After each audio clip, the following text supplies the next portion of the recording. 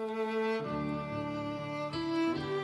dark 11th hour draws on and sees us sold to every evil power we fought against of old. Rebellion, rapine, hate, oppression, wrong and greed are loosened to rule our fate by England's act and deed. The faith in which we stand, the laws we made and guard, our honour, lives and land are given for reward. To murder done by night, to treason taught by day, to folly, sloth and spite, and we are thrust away. The blood our fathers spilt, our love, our toils, our pains, are counted us for guilt and only bind our chains. Before an empire's eyes, the traitor claims his price. What need of further lies? We are the sacrifice. We ask no more than leave to reap where we had sown, through good and ill to cleave to our own flag and throne. Now England's shot and steel beneath that flag must show how loyal hearts should kneel to England's oldest foe. We know the war's prepared on every peaceful home. We know the hell's declared for such as served not Rome. The terror, threats and dread in market, hearth and field. We know when all is said, we perish if we yield. Believe we dare not boast. Believe we do not fear.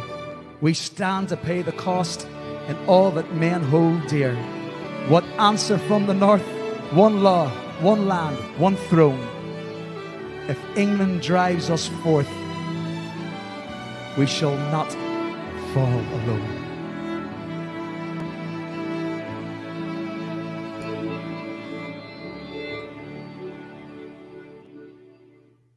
Well, hello and good evening. Good evening. Another Monday evening at Restore UK Live. And tonight what we've done is that we've entitled this screen Trendsetters or Red-Setters. Now, what is it that I mean when I say Trendsetters or Red-Setters? I mean, we elect politicians. We elect politicians to lead. We elect politicians in order that what they can do is they can formulate the best way of steering society to a place of prosperity for each and every person within that society. But right now, do we have trendsetters? Do we have trendsetters as politicians? Do we have the best people capable of steering our society towards, like, let's say, for example, stability? Towards reconciliation, towards a place where each and every person could be respected in their own land. I mean, if you're British right now, I mean, you should be respected. You should have your democracy respected. You shouldn't have a border illegally placed in the North Channel between yourself and the rest of the United Kingdom, between England, Scotland and Wales and Northern Ireland. And when there's no border at where the border should be between Northern Ireland and between the Republic of Ireland. Again, I ask the question, do we have trendsetters as politicians, or do we actually have red-setters? Now, what do I mean when I say that? Well, let me pop up a little picture and I'll just give you a taste of where it is that I'm aiming with that exact statement. So if you just bear with me for a second, I'll pop up a little picture. And then what I'll do is I'll narrate over the picture as I go. So here we go. I mean, this was the promo for tonight's event. And join us on Monday at 8 p.m. Why are our elected leaders working towards global communism? Now, there's a question for you, and that sincerely is a question. I mean, is this what we're being taken towards? Is this where we're being taken against their will? I mean, nobody voted for this. Nobody voted for a situation whereby the people on a global stage could tell our politicians what it is that they need to do. They tell our politicians to jump, and our politicians, well, do they actually say, hi? One wonders, one often wonders. Now, what I'm going to do here is I'm going to read from something, and then I'm going to talk about the reality. I'm going to talk about the fact that your own politicians are not actually being honest with you. Now, we're not going to get into, let's just say, there's a pandemic at the minute. Well, that's a given. And people has died of a pandemic, and people has been ill of a pandemic, and we all know that. But there's so many different agendas at play today under the cover of the pandemic that it is actually unbelievable, and it is hard to follow. It is hard to watch, because if you were to keep an eye closely in everything that it was happening, well, you would be like that, that story of old, the little man with his finger in the dike, where you're holding one hole to stop the water from springing. Meantime, another hole springs, so you get that one plugged, and you don't have enough fingers and toes and legs and arms to be able to plug the holes. And that's what it's like today with the different agendas that is at play in our world here in April of 2021. And some things are they meant in order that it distracts us? Are they meant in order that it takes our eye off the ball and it stops us from focusing on the real detriment which is coming down our line? And are our politicians being honest with us? Well, that is a real question, a valid question to each and every one that would be watching here this evening. So I'm actually lucky that I'm here tonight to do this show. I'll tell you why. I've had a real bad hay fever over the past few days, and I mean bad, sneezing and coughing and spluttering. And I just got some remedy today where, it's made me a lot better than I have been over the past few days. So here I am on Monday evening. And yesterday, if you'd have seen me yesterday, I would have thought that I wouldn't actually be here this evening. So here's what I'm going to do. I want to read from something. I'll start off there. I'll start off by reading from something, and then this will lead us on to asking a serious question. Who are our politicians working for? Those that we elect, those that we go to the polls to cast our vote, to put them in place to serve and protect our best interests. Are they actually working for us, or are they working for someone else? Are they working for an agenda? Are they working for various agendas? Are they not actually telling us the truth? Are they not being upfront? Do they know more than what they're letting on? And those are the questions that each and every person here has an absolute right in a democracy to ask. It's my right. It's my right as a citizen. It's my right as part of the electorate that puts politicians into power to ask questions, and ask serious questions of those same politicians that I elected, because that's what democracy is all about. It's all about choosing and picking who that it is that you want to serve you, and also holding those people to account whenever that you would see that they are actually doing some wrong. So I'm just going to read something, and listen very, very carefully to these words as I read. So, the pause during the lockdown created by a pandemic resulted in, listen very carefully, 7% decrease in global emissions in 2020. The UN states that we need to decrease a 7.6% every year until 2030 to avoid climate and ecological disaster. This means we need to maintain the same decrease every year as if we were living in lockdown. The challenge is that as we emerge from pandemic, the pressure to go back to business as usual will intensify, but people don't want to go back. Only 23% of the UK public believe following lockdown, advertising should encourage people to consume, shop, and fly like before lockdown. 77% believe 77% believe it's the industry's responsibility to encourage people to behave more sustainably like during lockdowns. Now remember those words, more sustainably. Now here's the key. The key in what I just read there was that last year, 2020, a year which was predicted as far back as 2016, whenever some people were already talking about a thing called ID 2020. What was ID 2020? Well, that's that they want everyone in the world to have a digital ID. And the pandemic has produced the results whereby that they're asking now people to have a vaccine passport. And some would say that's in the computer industry. They would say, well, effectively, that's what that is. That's a digital ID. Remember, ID 2020 has been talking about for years, and it just so as if by magic, the circumstances they arose in 2020 whereby that they could realize this ID is the situation. Now, we look at what we're looking at there is we're looking at that in 2020, the emissions, the carbon emissions into the atmosphere, they reduced by 7% as a result. It was just over 7%, but 7% thereabouts as a result of lockdown. Now, what they want to do, and if you can go and you can read, say, for example, the papers on climate change, they want to reduce by 70% by 2030. Now, for just do a quick calculation here, and a quick calculation would actually tell you that that is 7% per year, which would mean that this is what's known as the new normal. I mean, we were locked down last year. There was less cars on the road. There were less people going to school. There was less planes. There was less flights. There was less of everything, really. And I'm going to say, I mean, wouldn't it be great to have an atmosphere in your air and in your sea and in your climate that there was less contaminants in the air? And largely, a lot of people would actually agree with a cleaner planet. But you see, there are people right here, right today, that seem to be telling us that lockdown would be over soon. That lockdown, let's get out of the lockdown. What was it Robin Swan said not too long ago? Didn't he say that lockdown, well, he doesn't want to go into another lockdown? Does Robin know that this is the new normal? Is Robin bluffing us? Is Robin edging us on, hoping that, just another few weeks, another few months? People, I have news for you, that this is going to be around. This is the new normal, and this is going to be around until 2030. And the reason why it is because that we reduced the carbon get into the atmosphere by 7% in 2020, and they need 70% by 2030.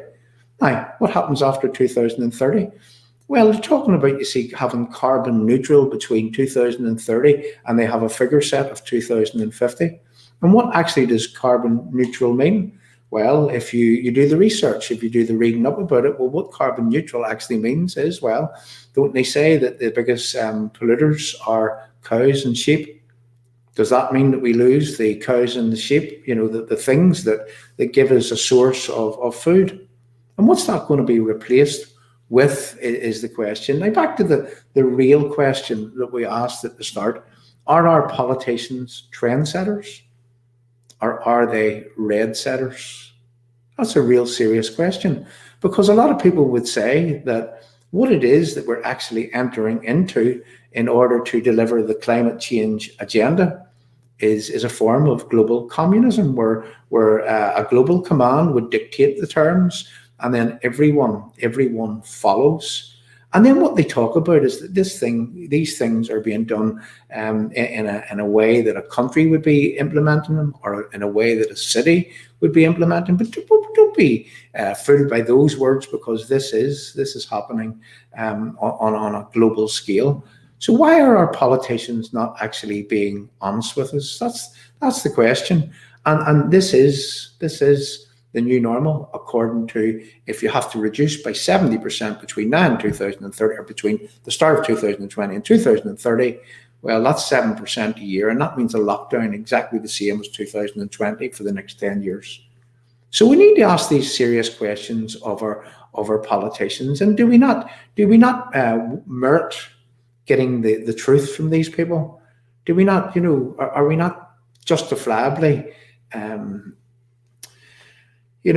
how do I say this here without putting my, you've got to be very, very careful with my words, because we've still got to try to protect our social media platforms and so on.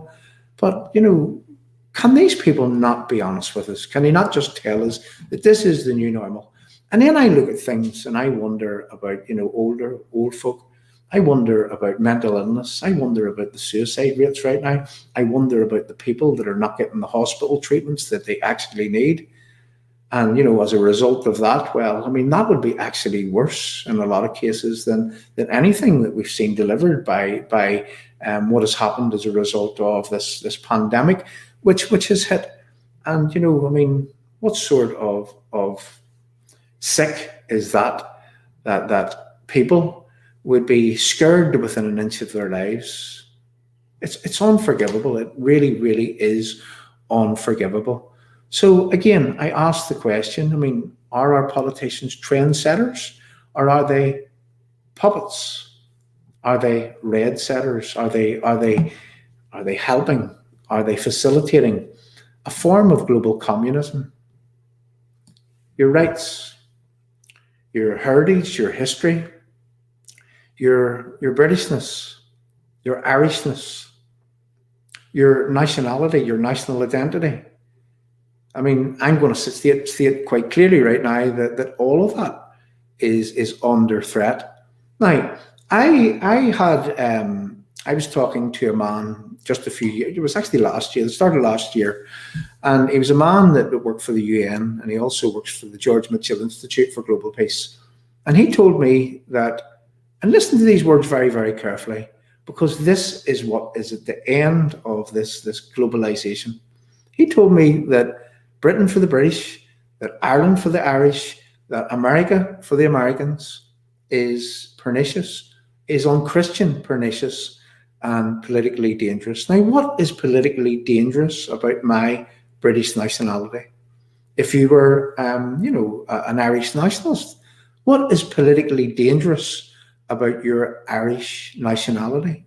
Well, it's maybe politically dangerous to those with globalization in mind, those airy-fairy types that think that, that they can push everybody together and they can remove everybody's nationality, everybody's national identity, because this is what these people want to do. I mean, we're going to go on and we're going to talk about other places in the world as we go on with what I'm about to do here. And again, I'll read from a poem that we read last week, just to break this up a bit, and then we'll move on and we'll talk about a few things that has to be talked about in order to for people to understand that your politicians, most definitely at a hierarchy level, well, they're not telling you the truth, and I can state that quite clearly, that they're not being open and honest with the people. Now, they're not hiding anything, I'm going to say that, because they're openly talking about this green agenda, this climate agenda, this how that they have to reduce by 70% and how that they have to cull cows and sheep, would you imagine?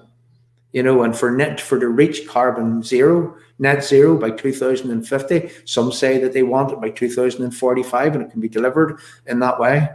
Well, that means the end of cows and sheep. That means that they're all gone.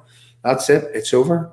And then didn't someone tell me that actually seaweed emits carbon also? We need to check into that. But I mean, what are they going to do with the seaweed? What are they going to do with your cars, your diesel cars, your petrol cars? People, it's an ambitious plan. I have to say, it's an ambitious plan. And if people, I would say, were to vote for this, well, I don't believe that people would actually vote for it. So is this why that we're being controlled in the way that we're being controlled? And is this why that our politicians are being used as I'm going to say persuaders, to persuade us that to keep our eye off the ball? And then you look right around the world and you look at different countries and you look at different things that is happening right now. And it's as if there's a lot of division which is being sown into society in order that people's minds are focused on other things. Take Northern Ireland, for example. Take the Brexit process, just at the start of the year there, where we had a border put in the North Channel. And now there's British Unionists here in Northern Ireland are not very happy. Excuse me. They're not very happy as a result of the border. They're not very happy as a result of the protocol. They're not very happy as a result of the trade being reorientated towards the Irish Republic. They're not very happy at Europe now feeding that trade.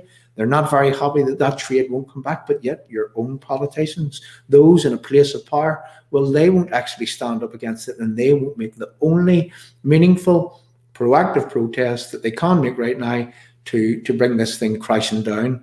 And that would be, look, I would say, not to bring it crashing down, that's a poor choice of words, but I would say that what they need to do, and I stated this before and I'll state it again, they need to suspend any workings from within, anything that flows from the Belfast Agreement, until British Unionists are respected as first-class citizens in their own land, and until British Unionists are returned to a place of not being discriminated against. In this society, they tell us, where everyone is equal and no one should be discriminated against. Why then are British Unionists in Northern Ireland entirely being discriminated against? I mean, that in itself actually beggars belief. So what I'm going to do right now is I'm going to play a little video whilst I have a glass of water. You got to excuse me, because of this hay fever, I'm pretty choked up at the minute. So I'm going to play a little video here, and I'll be back again. I mean, this is just for over 1 minute, and then we'll come back and we'll talk a little bit about that video, and we'll move on with what it is that we're here to speak about. So much progress has now been made, particularly here in the north, in the fight against COVID. And there is no doubt that society will reopen. And we're anxious to see people back at work, back socialising, back enjoying sport, back living our lives fully. And we believe that now is the time for real political progress, real political engagement, for political leaders to lead from the front. So we're here today in Belfast, and we have been meeting with political leaders from the SDLP, the Ulster Unionists and the Alliance Party.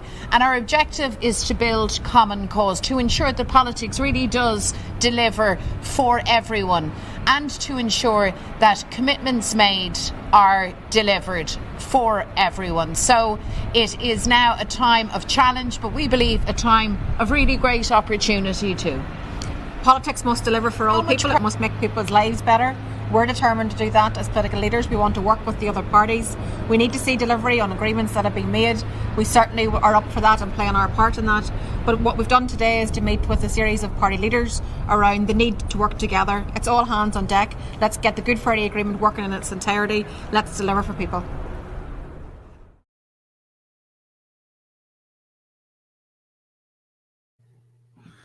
Okay, so we're back again, and we've got this video on front of us in the screen. And what we're going to do is we're going to play through it, and I'll stop at the important point, or the important points within this video, in order to have a quick chat about it. And then we're going to move on, and we're going to talk about something else, something that I have a great deal of experience in. And then this subject, this very subject, I mean, I spent 12 years of my life, and not a lot of people knows this, but I will be able to talk with great authority on what it is that I'm going to be talking about in the next, after we do this video, and we'll talk a little bit about this video. So over to the video, and we'll stop and start as we go. So much progress has now been made, particularly here in the north, in the fight against COVID. And there is no doubt that society will reopen. And we're anxious to see people back at work, back socialising, back enjoying sport, back living our lives fully. Okay, so there's Mary Lou, sorry. There she's actually saying that, you know, they want to see people back at work, back at sport, back at socialising, back doing everything, back to normal, effectively. I would like to ask the question right now, and we need to ask that question of, I have no doubt that there's people from our own political parties here. There's other people that are holding that criminal gang headquarters in just off the Upper Newton Arch Road. They're holding it in place from our own political parties here within British Unionism in Northern Ireland. And I would like to ask the question, is that if we've got to lose 7% carbon emissions, or 70% between 2020 and 2030, and we lost 7% last year, well, by my calculations, that is 7% per year, and that is a lockdown between now and 2030. But yet here's this lady here, this lady in front of us, which is telling people that they want to see everything back. But do they really believe that? Because they know fine well what it is that I'm speaking about. In fact, they maybe know more about it than I do.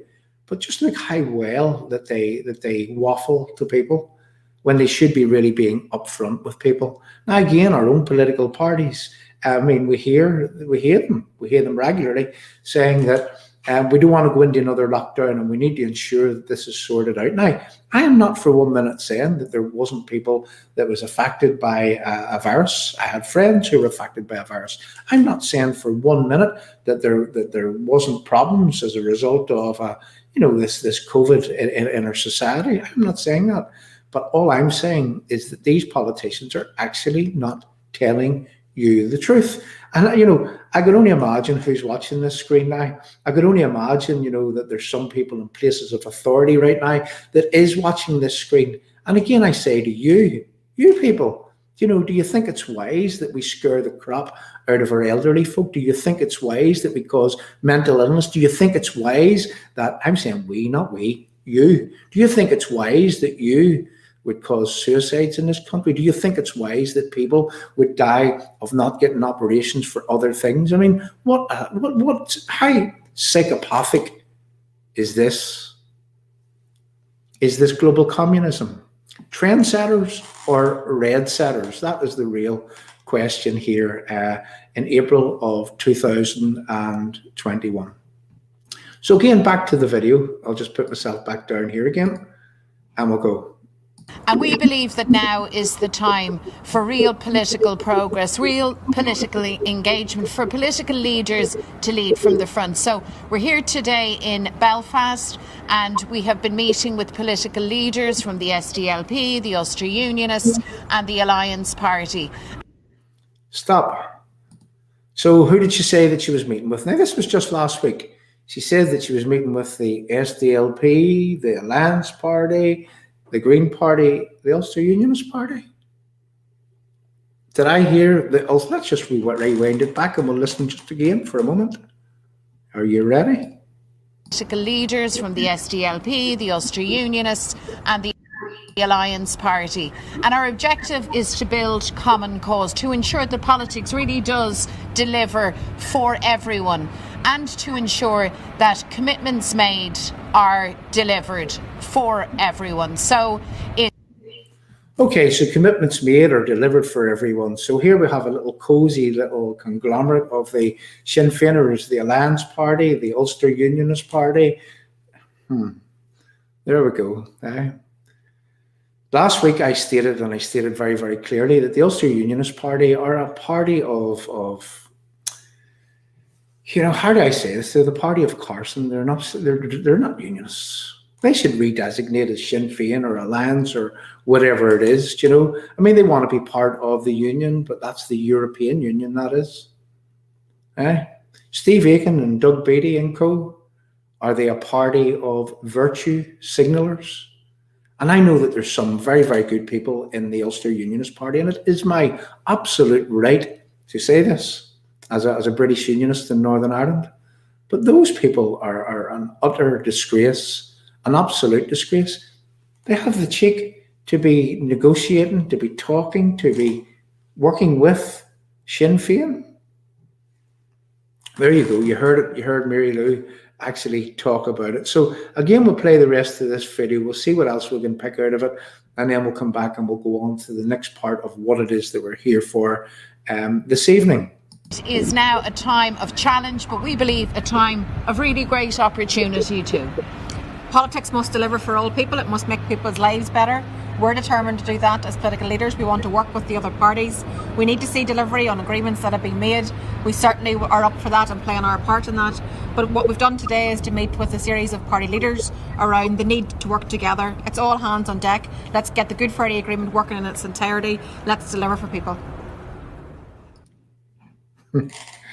Oh dear. I'll just remove that now from the studio. So we need to have the Good Friday Agreement working in all its parts. You know, who writes our script? Who writes that script? I mean, you think that script was written in Comedy Central?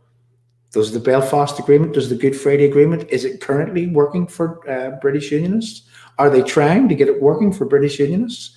I mean, didn't they say that this sacrosanct agreement, this internationally recognized agreement, and let's remember, it was written in constructive ambiguity.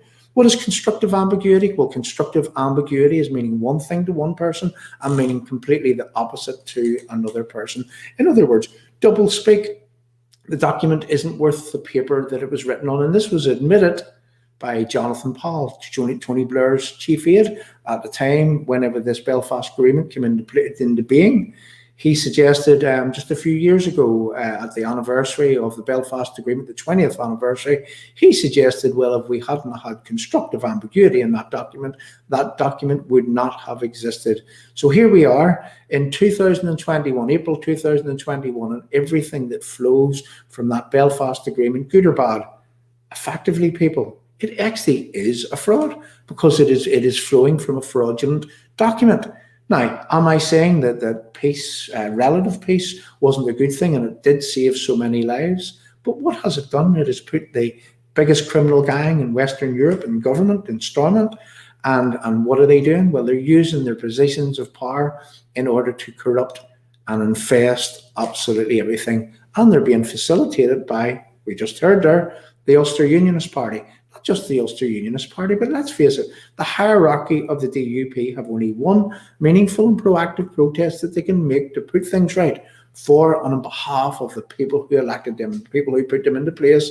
But right now, they're not prepared to do it. I heard Jeffrey Donaldson this morning on the BBC Radio Talkback. And, you know, he can talk fine words, and for the outsider listening to him, well, you would have thought that there was a lot of things going on, but there's not. There's nothing going on. And if it wasn't for the people here, if it wasn't for people actually protesting, if it wasn't for the Market Hill Orange Lodge first writing a letter, and then that taking hold, and other people writing letters right around the country, and then people coming out to protest, and people really putting these people behind the eight ball, if it wasn't for all of those people, well, Arlene Foster said that there was good things within the protocol and we could take advantage of them. Edwin Poots says that we need to export from Northern Ireland to the rest of the United Kingdom. What are these people talking about? What are these people talking about? And then I go back to the question which was posed at the start of this screen. Are they trendsetters? Are our politicians, political leaders, are they innovative? Are they people that can do things and change things and make things in a way that for the betterment of everyone within society? I mean, that's what you would expect of these wonderful politicians that are meant to be serving and protecting the people. That's what you would expect. But we're not getting that, are we? So are they trendsetters or red-setters? And what do I mean by red-setters? Well, you know, you ever hear about the Reds under the bed, the commies, the communists? Well, people, I hate to say this, but what I see coming down our road is I see global communism coming down our road. I see a place where my rights are being removed. I see a place where my voice, if I want to speak out about this, well, on platforms like this, if you say the wrong thing, if you are ferociously engaging in debate about things that they don't want you to talk about, if you've got a voice right now, if you're a British Unionist voice, well, you're in danger of being excluded. You're in danger of being cancelled. You're in danger of literally losing everything. Some say at the hand of, remember this word, at the hand of algorithms. And we'll talk about that in a minute. But some people say that we could lose our voice at the hands of an algorithm for saying the wrong word. I believe that it's more sinister than that. And in fact, I know that it's more sinister than that. Just 2 weeks ago, 2 Fridays ago, not past Friday, but the Friday before, the PSNI, the Assistant Chief Constable, well, he was on the Nolan show, and he says that if there are things that are being said on Facebook that they don't like, that they don't think that is conducive to them doing whatever they want, well, what they can do is they can approach the social media platforms and they can have voices put off. You know, what would ever have happened in the past if people the likes of, say, Emily Pankhurst had been cancelled before she got stood up for the right for women to vote? In 2021, are we now not allowed to do those things anymore? And you know, there's been all those protesters down throughout history who did stand up, who stood as lone voices, and who ferociously fought against the tide and the political system in order to change things. And that is what is needed within society. And if we're going to cancel those voices, well, what for society then in the future? And who are facilitating this? Are our own political leaders actually party to this? Are they facilitating this? Do they know more than they are letting on? We'll talk about something else now. What I'm going to do at this point, again, again, you've got to excuse me. I'm going to play another short video, and the reason why I'm going to do that is because I told you I've hay fever and I need another good glass of water here. So what I'm going to do is I'm going to play a short video, and then I'll come back and then we'll start talking about something else. And we will be going to the live chat around the turn of the hour. So pop in your questions. If you have any questions to ask, or if you have any comments to make, or if you have anything that you think that you want delivered to your politicians, well, pop it into the live chat. And what we will do is that we ensure that those quotes from you, where they get an actual airing. So what I'm going to do right now is I'm going to play another short video. And again, this is a victim story. We'll do a little victim story right now. And we'll listen to a man called Neil Tattersall, an innocent victim who didn't cause anyone any harm. He went to his job one day, and as a result of being a decent person, going to work, he was blown up. He was blown up by terrorists, and those terrorists today are in the Northern Ireland Assembly, the criminal gang headquarters just off the Upper Newton Ards Road. And again, I'm entitled to say that, and don't let anyone tell you that I'm not, because what I'm stating is clear fact, absolute fact. Over to Neil. We'll come back and we'll talk some more. As I was saying, like, we didn't think for 1 minute that anything was going to happen. We thought we were going to get a 3 day off work, and then, as I say, I was sat on the wall, and I jumped down off the wall, and as I turned around, that's when the bomb went off. And I actually thought the bomb was in the building. And I later found out that the bomb was behind the wall that I was sat on. So how I got off that, before it went off, I don't know. And then just pandemonium. The building just came crashing down on top of us. And instinctively, the thing to do was to cover your head.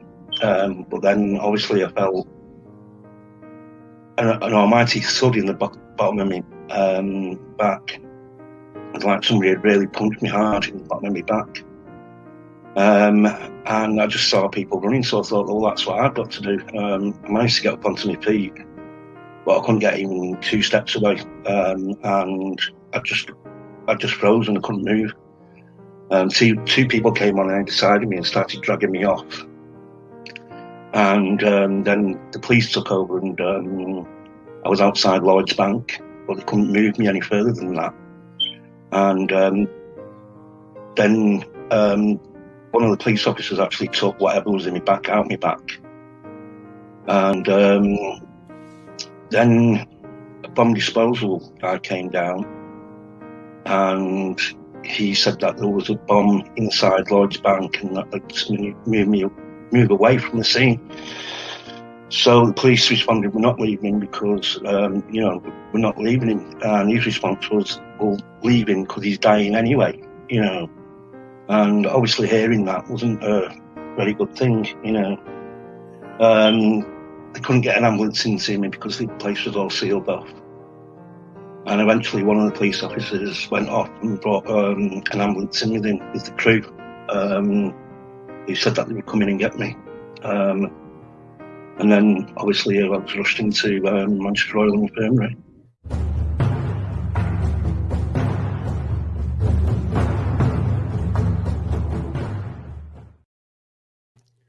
So that's us back again, and that gave me much needed space there to wet my whistle so that I can speak on. Anyway, here we go.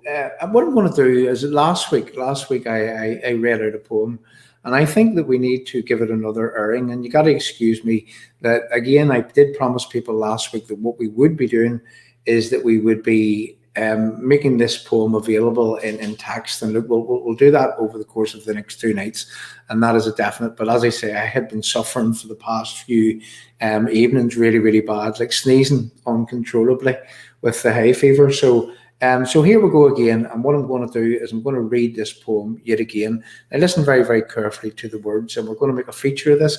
And again, we're appealing, if there's anyone that has a good voice for narrating, I mean, possibly a lady's voice, or even a man with a good voice that could narrate this. I mean, people, I'm sure, are sick listening to my voice. So if we could have someone to narrate this, it would be really good, because we could put some music to it, and we can put some video footage to it, and we can make it a bit like the Dark 11th Hour. So here we go. I mean, this poem was written by one of our people that help us here in the background. It was written by Jim Werner. And whenever I seen the poem, I asked Jim, could I alter it? And I put Jim had written about what had happened as a result of the Belfast Agreement, and how his deepest thoughts on what it was that happened. He put it into a poem. And then I thought, well, it needed really a solution at the end. I mean, we can all talk about what has happened, and Jim done it very masterfully in this poem. But I wanted to lay into the end of it a bit of a solution for sorting out the problem. And would you believe, right now, myself and Jim and others, we are actually working on a solution, and we're working on a solution with some, let's just say, some people of high standing within the British Unionist community here in Northern Ireland. And these are trusted people. And as I say, in the coming weeks and months, hopefully something will come out of this, and we'll be able to present what I would call is a shared set of principles, in order that each and every one of us can unite around them, and they can be presented to political parties that ask for their approval. Again, I said last week, when do you ever stop trying to unite British Unionism in Northern Ireland? Because we are so splintered, we are so divided. It is unbelievable. And ever since I've been a lad, I've seen this all my life, that there's been somewhat unionism, and then it goes and it splinters and it splits. But we really need to do something, people, because if we don't act and we don't do something, well, it's lost, and it will be lost and gone forever. So I'm just looking at a comment here, John. You should do it as it would come from the heart. Thanks very much, Margaret. If we can't get someone to narrate it, I probably will. But thank you. I really appreciate that. There, she's more like Valerie. Yes, there you go. And there's Tommy Lloyd. There should be more like Valerie, who is so passionate about her loyalism. That's Valerie, who does the Ulster Bands for him. Yeah, and it's a platform that does very well. So what I'm going to do is I'm going to, and again, I'm just looking at the question, the comments here, and I have to put this one up. Jim Werner, a long, good time, good friend, and an asset to the cause of British Unionism. And Chris, I would absolutely second that. There, Jim is invaluable. He really is, and he's a man who works tirelessly, and he's not asking for anything wrong. He's not asking for anything that he shouldn't be asking for. All he's asking for is what rightfully belongs to British Unionism here in Northern Ireland, and that is the right to be respected. That is the right to not have our democracy taken away, which we did in the Brexit referendum. That is the right to not have a border in the North Channel, and not to be separated from the rest of the United Kingdom, from our brothers and sisters in England and Scotland and Wales, and also to not have our politicians actually lying to us and telling us that things are one way when they're actually not. So I made a prediction at the start of this, and I'm telling you that this is the new normal. I'm telling you that 7% a year equals 70% between 2020 and 2030. That's the carbon emission reduction.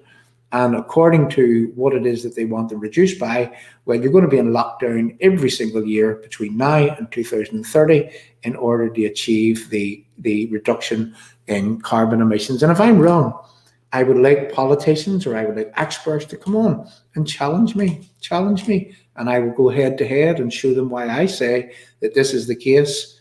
And then when you hear people like Mary Lou saying that we need to get opened up and we need to get everything back together, and you hear Robin Swan saying that we're not going to any more lockdowns, he doesn't want to go into any more lockdowns, well, what if these new variants come along, eh? Yeah. Or what if the climate change agenda has to be followed religiously, like the new religion? Another glass of water before I read the poem.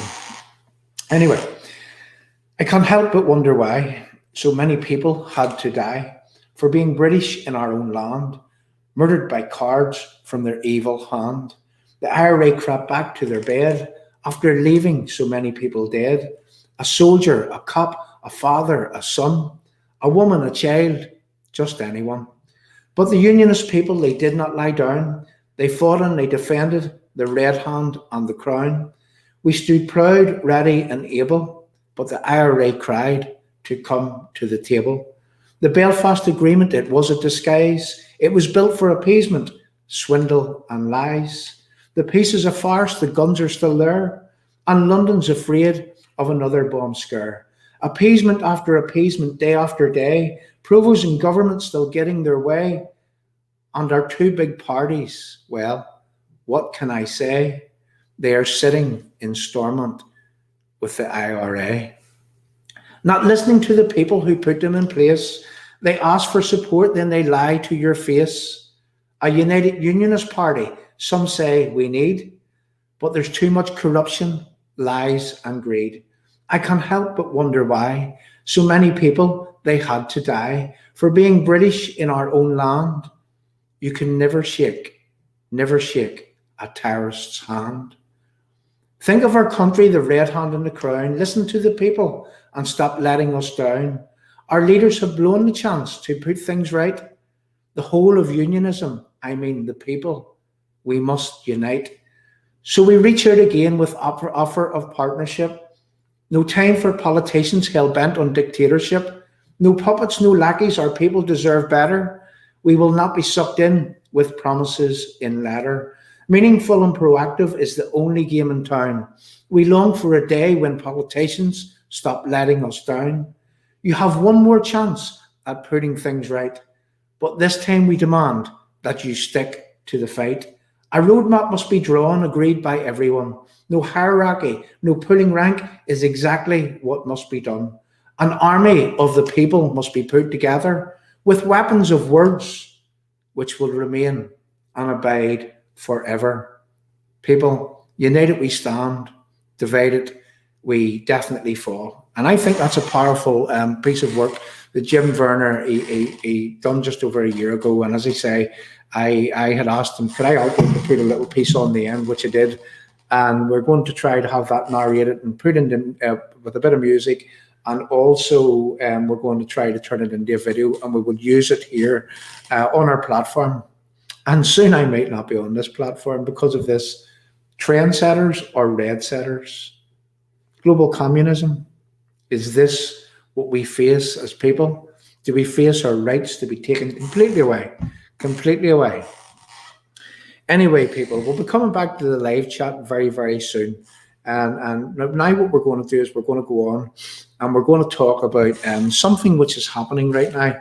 And it's happening to a lot of people on this screen. I mean, more and more people are telling me that they're getting a 30-day ban for maybe saying things that social media are coming back and they're saying, well, that goes against our community standards. I mean, what did they do with me just a few weeks ago?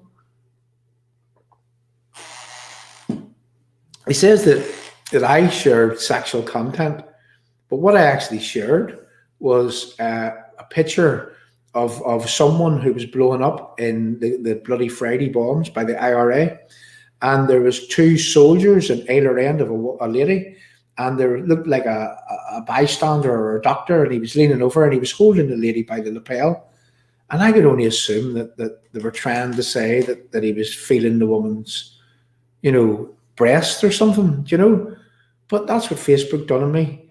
And I had no redress for that, absolutely no redress whatsoever. You contact them and they tell you, that they're taking a long time to deal with things because of COVID. Then what they do is they ask you for your like a license or a passport or whatever, and I facilitate it. I give them, and I have nothing to hide. And anyway, cut a long story short, I have been penalised, I don't know how many times on social media, and penalised unfairly. And not one time have those people been right.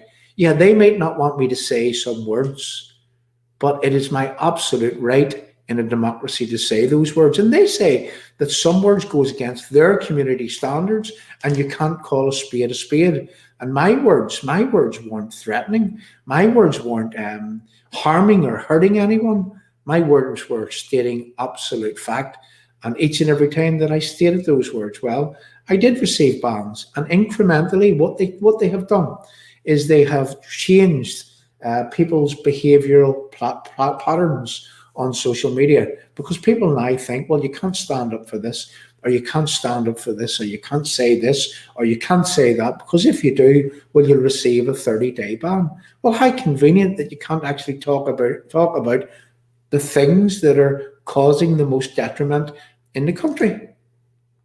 And our own politicians, are they facilitating this? Well, in October of 2018, I had a meeting with Jeffrey Donaldson at his office in Lisburn. And what I did was I prepared a list of things that I wanted to talk about before that I went over to the meeting. And I sent him ahead before the meeting. And, you know, one of the things that I wanted to talk about was how that social media was going against our human rights, our right to free speech, our freedom of expression, our right to criticize bad law, our right to point out corruption as and where that corruption exists. And I wanted to go to Jeffrey Donaldson, an MP, member of the Queen's Privy Council, and I wanted to go to him to say, look, what can you do about this? Well, nothing has been done about it. Nothing still has been done about it. Now, we do know, and mark these words, we know that the PSNI can talk to social media. We know that the Northern Ireland office can talk to social media. We know that the Executive Office, Arlene Foster's office, would be part of that, where they would have a say in who it is that's being taken off social media right now. Now, they might not be directly pointing people out and saying that we want this one, that one, or these ones off, but certainly they have an input, and they certainly have a channel to the social media gents, a channel that ordinary people don't have. If we are wronged with by these social media platforms, well, we have no redress whatsoever. And what is it that I call that? Well, to me, people, that equals communism. That I don't have a voice, that I don't have a right to a voice. I don't have my freedom of speech, my freedom of expression, my right to criticize bad law, my right to criticize corruption. It has been removed from me on some of these social media platforms right now. And if you say things, if you see things happening and you say things against particular issues in society today, there are people with hierarchies of rights. And we are meant to be living in a society where everyone is subject to and equal under the same law, and everyone is equal under that same law. And there should be no discrimination on the basis of religion, on the basis of your sexual orientation, on the basis of your politics, your political persuasion, your culture, your way of life, on the basis even of you being white.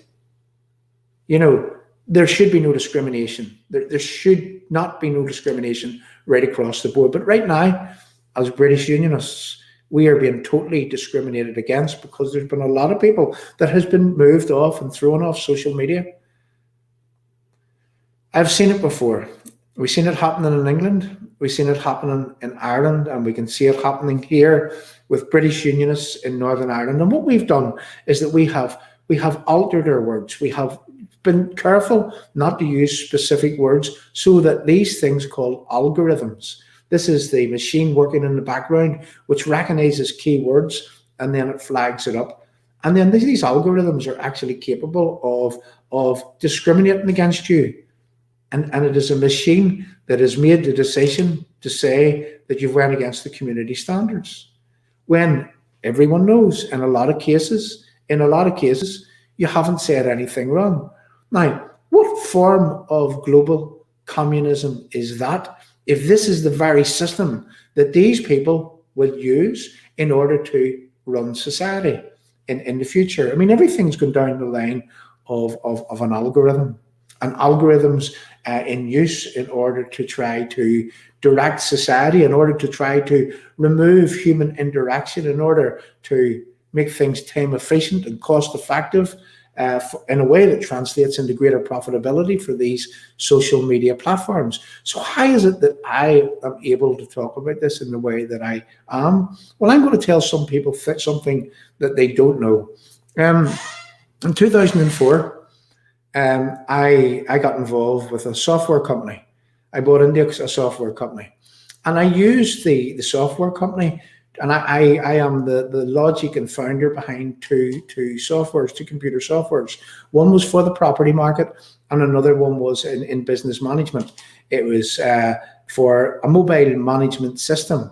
I'm going to talk about this because I know a lot about it, because I worked in this area for probably 12 to 14 years of my life, really night and day. working on a software system, which was what is happening now, which we're using processes to correct and turn around and alter behavioral patterns, let's just say. So I know a lot about this. I know how this works. And I can see that these algorithms right now are being used in the wrong hands. They can be used in a totally detrimental way. And when algorithms are written, I mean, it's a form of computer code which is written. Someone has to write them, and someone has to make decisions on what words aren't acceptable, what words would be flagged, what words would have people thrown off social media platforms. Someone has to make these decisions. Now, here's the real question. What if the people that are making these decisions are anti-nation state, anti-nationality, anti-Britishness, anti-Irishness, anti-American, anti-German, anti-French, anti-nation state, anti-nationality? And then anyone that isn't on the side of globalization and doesn't subscribe to a lot of these things that are happening within society today, which are there to divide us, if you don't subscribe to everything that these global communists want you to subscribe to, well, are you going to have a voice? Are you going to be cancelled off these social media platforms? Is this what's going to happen? People, I can clearly see it. I can clearly see a form of global communism being put in place. And then I ask the question, who is it that our politicians are working for? Are they working for us, the people? They are meant to be working for us. They are meant to be serving and protecting our best interest. They are meant to be standing up against these social media platforms, but they're not, and they won't. Didn't I hear just a few weeks ago Arlene Foster saying that some of these social media platforms are more powerful than small countries? That's what she said. What is she saying? Is she saying that they can't tackle these global communists? Is she saying that we are going to be subject to whatever it is that they want to do on us in the future? There are so many things at play right now. We started off where there's the climate change agenda, where they do have to, and they are pushing towards reducing carbon emissions by 70% between now and 2030, which will keep us locked down until 2030. You mark my word, this will happen. Then there are other things at play right now. The Great Reset, just go to the World Economic Forum and have a look at what is happening there. Klaus Schwab and his band of merry men, Prince Charles included. Well, they're looking for a Great Reset. They're talking about things like universal basic incomes, about everybody being the same, about welcome to 2030. You own nothing, you have no freedom, and you could not be happier. So there's another agenda at play right now, the Great Reset. And then you ask yourself, why are so many people careering towards losing their business as a result of these lockdowns? Does this suit that agenda? Well, of course it does, because in order to reset things, in order to, as they say, build back better, in order to build things, what you have to do is you have to tear the old system down. And that's what looks as if is happening right now in front of our very, very eyes. So what do we have? We have the climate change agenda. We have the pandemic. We have another thing. We have mentioned in the Agenda 21, that was a UN document, and you can see earlier versions of that Agenda 21 going back as far as, 2016. I will quote that, probably even a lot sooner. And they're talking about, institutional racism and racism having to be put right in the world. And we're not saying that people shouldn't live together, but the truth of the matter was that people were beginning not even to look at people with a different color of skin as, it was becoming natural. And then all of a sudden, this Black Lives Matter sprung up last year, and it swept across the world, causing racial divisions, causing problems. In Ireland, there were plenty of white people getting nearly kicked to death, all because they were white in their own land. Some of this stuff beggars belief, but are these things being stoked? Are these things being pushed into place? Are these things, even the protocol, even the border in the North Channel, are they being put into place in order that people's focus isn't on exactly what's happening in other areas? People, as a result of this great reset, as a result of the cashless society which is forecast under what is about to happen, as a result of everyone being online and having to trade digitally, well, you see, what is happening in social media land right now is that they can shut you down if you don't have the right thought processes, if you're not mentioning the right words, if you're not saying the right things, if you're not doing what you're told, if you aren't a good citizen, if you don't have a good social credit rating, let's just say. So if you don't have that social credit, you can be thrown off social media very, very simply. Now, what for the future? What when that really translates into everybody's everyday lives? Why was it I said at the start, global communism? Because this is what it is. This is a place of, now this is another one of their buzz phrases, of greater top-down control. A place where they totally and all out control a populace. People, we have to talk about these things. If we don't talk about these things, then how are we ever meant to fix them? Are our politicians useless? Are they unwilling to stand up against what is happening in this country? Are they prepared to continue to play this game of swindle and fudge and spin, telling lies to the people who put them in power? Why don't they just tell people what the reality is? And back to what I said at the very start. I mean, a lot of this green stuff, it could be only for the benefit for everyone. I mean, if there's less carbon emissions, if there's less diesel fumes and less petrol fumes and less emissions from heating and all sorts of things, coal, gas, whatever, if there's less emissions, well, that makes the place a better place where you can breathe better and everything else. But look, again, if they were to be upfront, open and honest, and of course they would say that we are being upfront, open and honest. Everything's there for you to research and see and take the information like I've just done. Everything is there for you to look for yourself. But anyway, they actually are. I mean, we're going back to what is it they said? They said it was the new normal. That's what they said. Remember that. And then we hear Mary Lou McDonald there saying that we're looking forward to getting back, and everybody's got their jobs, and we're all looking forward to having society back to the way that it was before. People, the reality is that it isn't going back to the way that it was before. So again, this is just a stream to talk about the various agendas that are at play today and how the divisional tactics are being used in order to cause divisions within society. And it's a very, very dangerous game that these globalists are playing whenever they're setting and pitting people within society against each other. It is a very, very dangerous game indeed to play in this country, in Northern Ireland, for example. I mean, people have lost their lives because communities have been wound up against each other in the past. So why are we letting outsiders wind communities up to the point whereby that others could lose their lives? Why is our politicians permitting this? Why are they not screaming from the rooftops that this is wrong and this shouldn't be happening, and we will not stand over and we will not preside over this happening within our society? Our politicians need to be open and honest with us, and they need actually to start telling the truth. You know, it's sad, it is sick, it's unforgivable that so many people are being pushed to mental illness and to suicide as a result of some of the things that are going on. And meantime, our leading politicians, well, they'll be okay, because they have the money to do whatever it is that they want. Meantime, each and every one of us will end up with no shoes on our feet, literally. And that's the way things are going.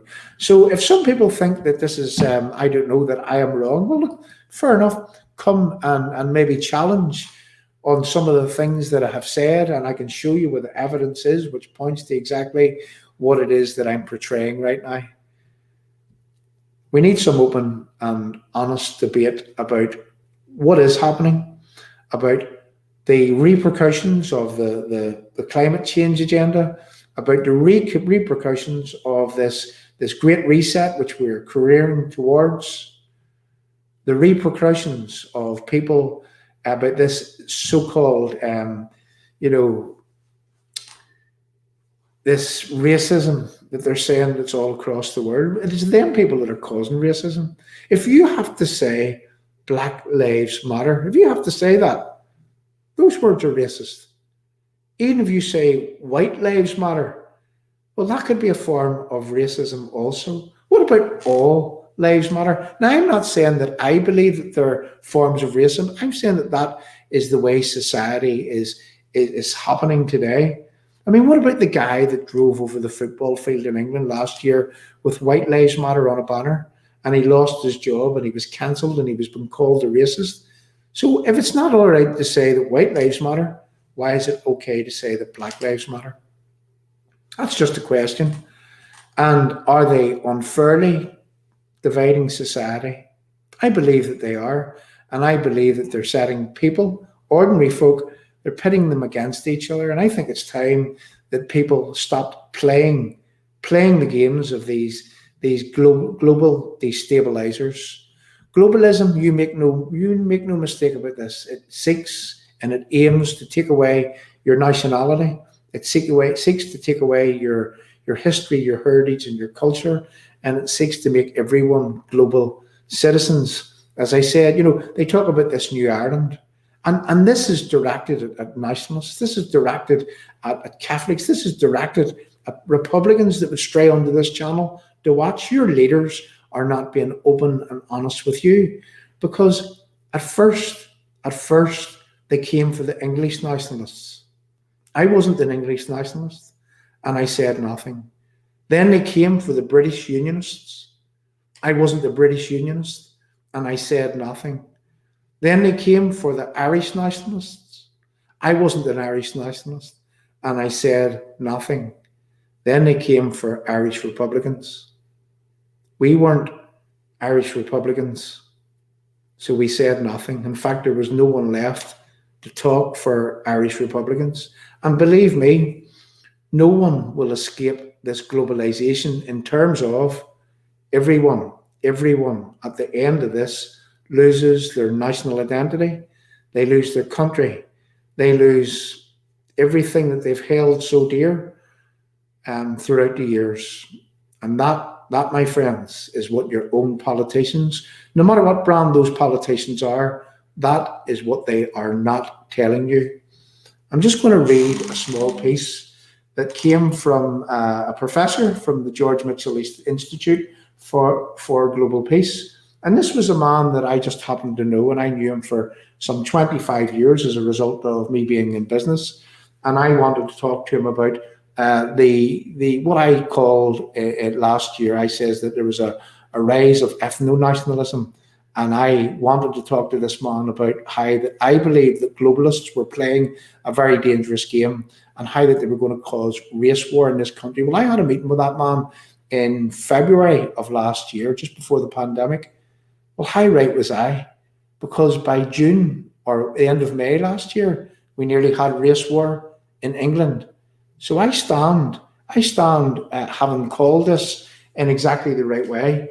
And I'm just going to read from you. I'm just going to read to you a little bit about what this man had actually talked to me about. So bear with me for a second. So this is a response to me. Hi, John. Thank you for making contact with the Mitchell Institute, and I share your view that processes require engagement by ordinary people. Ordinary people need to take back control from politicians. We espouse the liberal values of the person of whom we are named, and which shape modern universities throughout the world. That is, we espouse gender and sexual equality, we support women's right to choose, we advocate racial inclusivity and social justice for all, including immigrants and refugees, and we do not subscribe to narrow notions. Now listen very carefully. We do not subscribe to narrow notions like Ireland or the US or the UK. Now think about those words. So they subscribe to everything else, but they don't subscribe to narrow notions like Ireland or the US or the UK.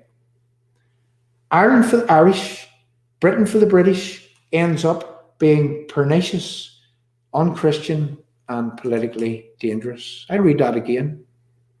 This is the George Mitchell Institute for Global Peace. This is a man that works for the UN. This is a man that's in the top 4 professors within that system. These are the people, George Mitchell, the George Mitchell Institute for Global Peace. These were the people that facilitated the Belfast Agreement, this internationally recognised agreement that couldn't be broke, that the whole Brexit process hinged upon. This is one of the top 4 professors in here. And these are the people that are standing as intermediaries between Republicans and loyalists and unionists and nationalists, trying to create peace in this country, saying that they're trying to create peace. But what they're actually doing is they are taking away everyone's Britishness. They're taking away everybody's Irishness. He says that Britain for the British, Ireland for the Irish, America for the Americans ends up being pernicious, unchristian, and politically dangerous. I'm just going to pop this up on the screen. Look, Barbara, you know where the door is. If you don't need to stay here. If you don't want to listen, you don't have to stay. And I don't mean any disrespect, but that's just how it goes. I'm speaking here with a very, very clear fact. I mean, I have done my homework. I wouldn't be on here speaking about what I'm speaking about unless I had the evidence of what I'm speaking about. So you don't have to believe, and that's all I'm saying. And I don't mean any disrespect to you, but there you go. I thought I would just tackle that there before we went on. So here we are, people. Here we are in April of 2021. Here we are with our own politicians in Stormont, in the house on the hill, just off the Upper Newton Ards Road, the biggest criminal gang headquarters in Western Europe. And why do I say that? Because it's occupied by people who make rules, who expect other people to follow these rules, and then they break the rules themselves with no repercussions for them. There's a law for them, and then there's another law for us, for the rest of the people. If we are going to follow this, if we are going to listen to our own politicians, if we're going to let these people steer us, well, incrementally, what they are doing is they are steering us into this globalization. Now, I call for a different way. I believe in a different way. I mean, I say, why can't everybody be respected within this community? Why can't everybody hold on to their national identity, their nationality? Why can't everybody, in terms of what it is that they aspire or look out to, whether it be British Unionism, whether it be, being part of the United Kingdom, whether you're a nationalist or a Catholic here in Northern Ireland, if you want to look towards the Irish Republic, well, that should be the case. But I honestly think that people should have the right, everyone should have the right to be who that it is they want to be within society. And that's no matter who you are. That's no matter who you are. That's no matter why you're a British Unionist or no matter why you're an Irish nationalist.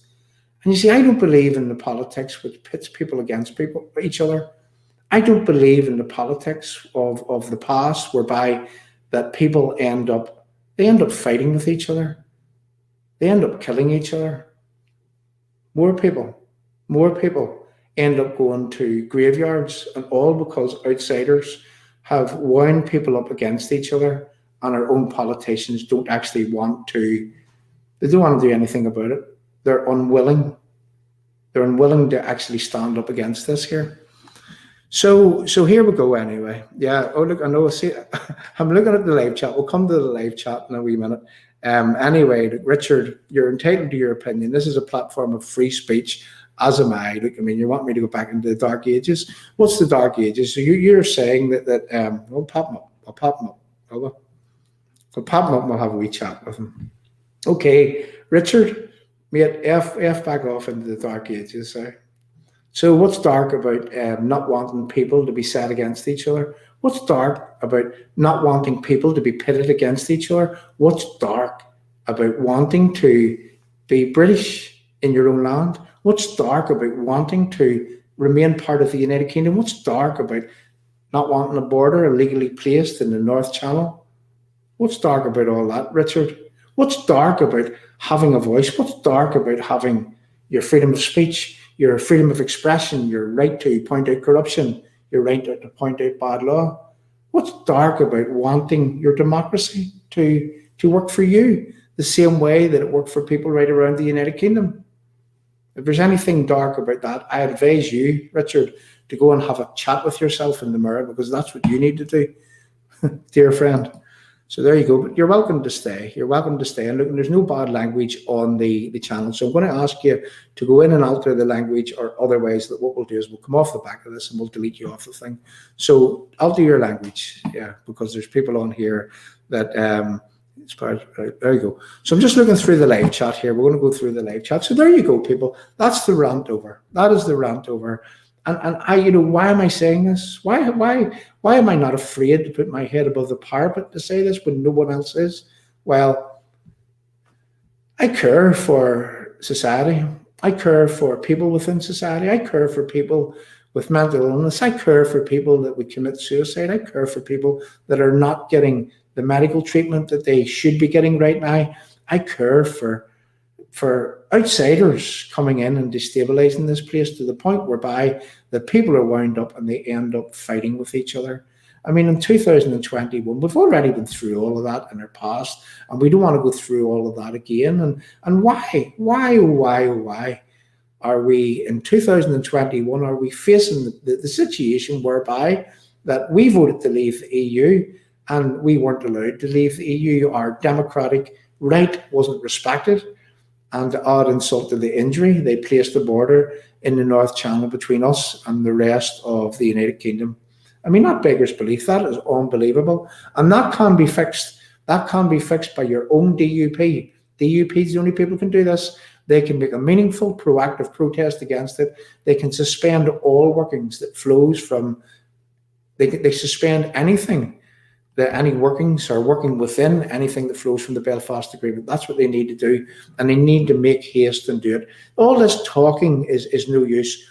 Things need to be done, and if anyone loses their lives, if anyone gets a criminal record, if any young person gets hurt, if any young person, if anything, even loss of property, loss of life, loss of anything, even the setback of reconciliation here in Northern Ireland, well, that is the failure of politics. That is the failure of your Sinn Féins and your DUPs and your Alliance parties and your Ulster Unionist parties. That is their failure, and it is their fault. The blame should be laid at their door. Because why? Because they are not standing up for the people here of Northern Ireland. And I'll extend that there. I'll say for the people right around the United Kingdom, they are not actually standing up for your rights. So anyway, we're going to go to the live chat here, and what I would like you to do is I would like you to pop some messages on the screen. And there you go, people. Look, I have it here. I have this is from the George Mitchell Institute for Global Peace, and they're telling me that they don't subscribe to narrow notions like Ireland or the US or the UK, and that Britain for the British, Ireland for the Irish, America for the Americans, it ends up being pernicious, unchristian, and politically dangerous. But by extension, the only thing that I can take out of that is that what they want to do is they want to incrementally destroy everyone's nationality. So there we go. There we go. We're going to go to the live chat. I'll tell you what we're going to do is we'll play a small tune. We'll come back and we'll go to the live chat. We'll go through some of the things that we'll have here, and we'll pop them up. If you have anything to ask, if you have anything to say, pop it up and we'll put it on the screen and we'll talk about it. So I'm just going to play as a little song and we'll come straight back.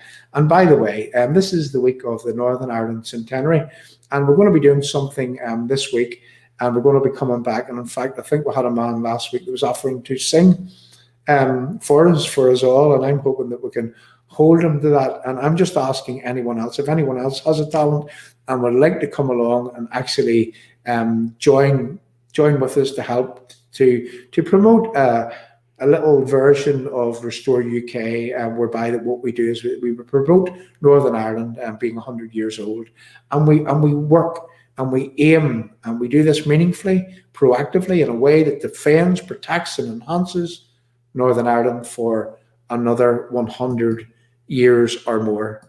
Because we're not going to let these people take away all that we've ever believed in. We're not. And we're not going to let our politicians facilitate it either. Of that, they can be assured. And are we saying that we're going to, we're going to do things physically? Well, I say that we should do this using weapons of words, holding these people to account as and where that we can.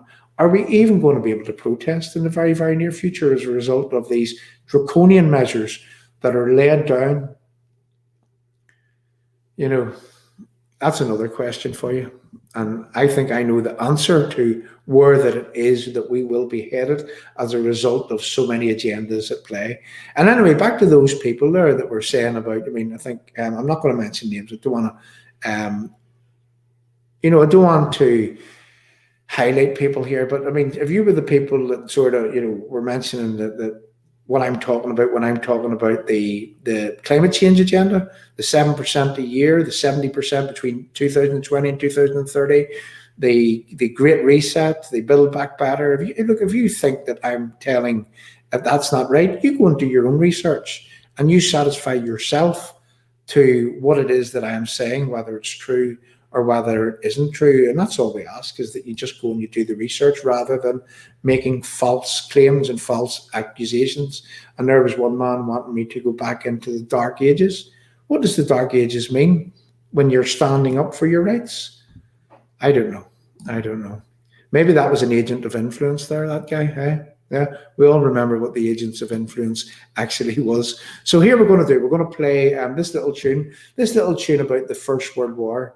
And then we're going to come back after this and we're going to go to the live chat and we're going to go through some of the live chat and we'll pop it up on our screen.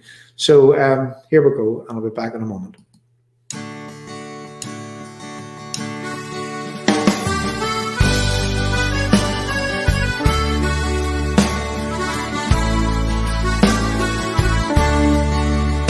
Well, I walked towards the old town hall with a group of my mates by my side.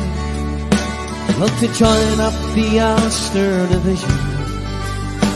Well, they knew I was young, but I lied. But arriving in Europe, well, it hit me the reality of what I would do. I would clamor all the trench letters when the captain his whistle he blew.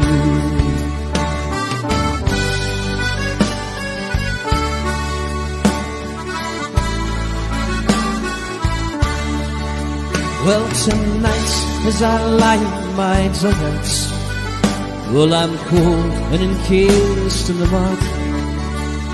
Well, I long to be with you, my darling. Well, to hold you and to warm up my blood. We would walk hand in hand through old Belfast, through the streets that I love, Sandy Road. But I know that this will never happen, for tomorrow to the battle I'll go. Yes, remember, I'll always will love you. Tell my mom, my dad, just the same. Well, I'm afraid like the lads here beside me, London, France, I will surely remain.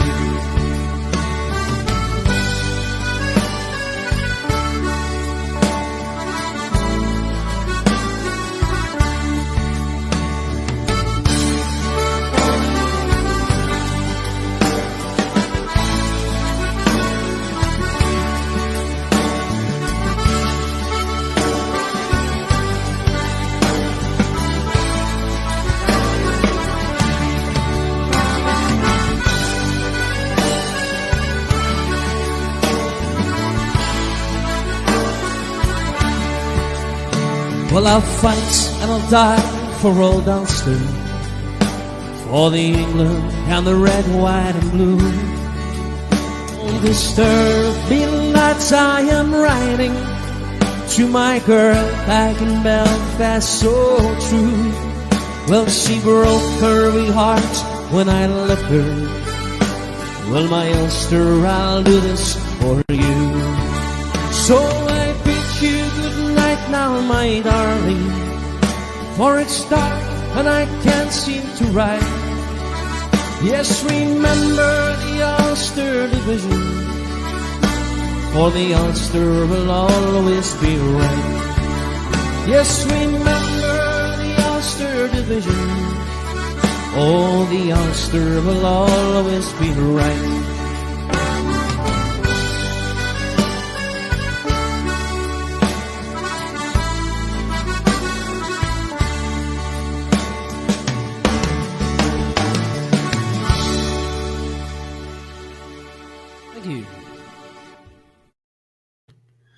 Yeah, so here we are back again, and that was after that great song. It's a song that I really, really like. And again, look, there's the little badges. If you haven't got your badge, I mean, we'll be popping that up in a second, so we will, for people to buy those badges. In fact, I'll speak whilst I do this now, if you don't mind.